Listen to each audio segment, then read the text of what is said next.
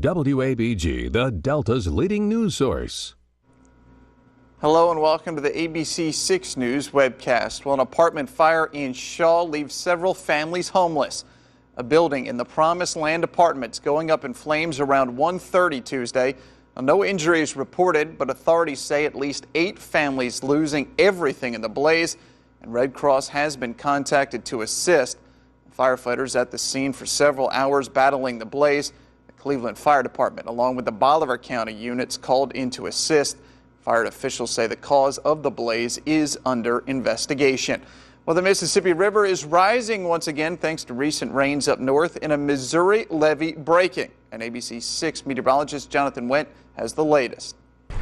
Mike and Tanya, it was just a few weeks ago that this light pole behind me was underwater. Now the waters have receded just a bit, but tonight there's new concern that the river could be rising once again. But in some cases, that could be good news. This is the Mississippi River back in September 2011, almost breaking the all-time low, sitting at 6.9 feet. The river was so low, navigation on the river was in jeopardy. The barges were stranded. They went down to one-way hauls, and there were times they shut the river down completely. Nearly 9 months later, the river is flowing again, this time with too much water. The river crested at 48.8 feet on May the 18th. The river has receded some. However, recent flooding from up north is now flowing down the channel, causing the river to rise again. Today we're like 43.6 feet. We're supposed to go up to 45.5 feet on Sunday. Not quite as high as we got a few weeks ago. But still, kind of high for June. The Mississippi Levee Board and the Vicksburg Army Corps of Engineers have been working hard for months, making sure the relief wells that were installed after 2011 are working properly. While the river is not expected to get above flood stage, Peter Nimrod says there may be some spots on Lower Lake Ferguson Road to flood again. Lower Lake Ferguson Road goes underwater at 44 feet, and it's about to go underwater again where we're at today. But an inconvenience, but not a showstopper, because Upper Lake Ferguson Road is built up to 50 foot on the Greenville Gauge. While the flood waters may be a concern for residents, port workers have been pleased. Our workload right now is very good and will increase as we go into the fall period, where at times we will run 24 hours a day. Port Authority Director Tommy Hart says there were times in the fall where they were putting on light loads to accommodate for the lower waters, which caused a loss in revenue. The higher water is actually better for shipping in and out of the port.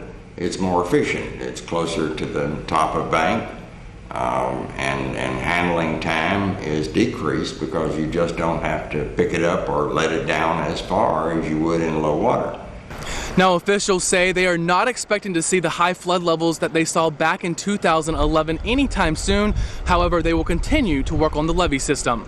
In Greenville, Jonathan Went, ABC 6 News. Well, in sports, Mississippi Valley Athletics hit hard Tuesday as the NCAA releases their annual academic progress rates.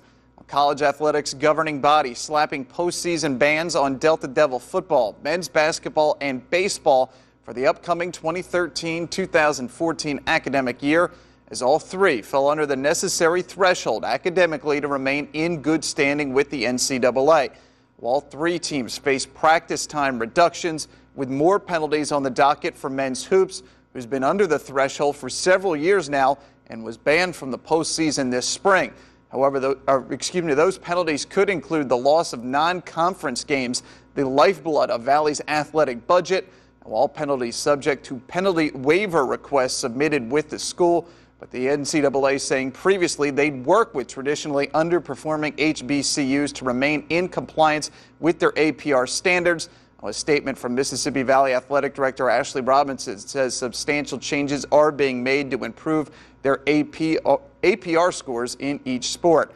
And finally, Mississippi State in the opening game of the College World Series Saturday, taking on national number 3 seed Oregon State at 2 o'clock in Omaha. Game airs nationally on ESPN2. Bulldogs and Beavers in the same double elimination bracket with Indiana and Louisville, one of those 4 teams to advance to the best of 3 College World Series finals. You've been watching the Delta's #1 news source,